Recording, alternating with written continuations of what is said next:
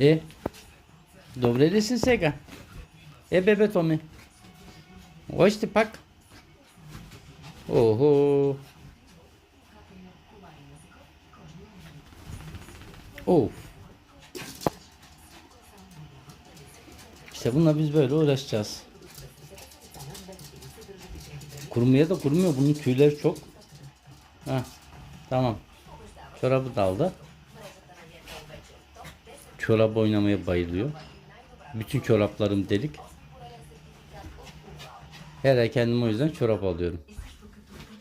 Hatun delik gördüm mü atıyor çorapları.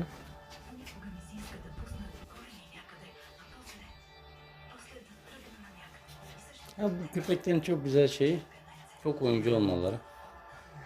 Her şekilde oyun oynuyorlar. Ve çok tatlılar. İt oğlu itler. Gotowi be. Ne kazım tebe? Bebe tome kazım gotowi ama sega çarşaf maşaf hiç kumuna goloş.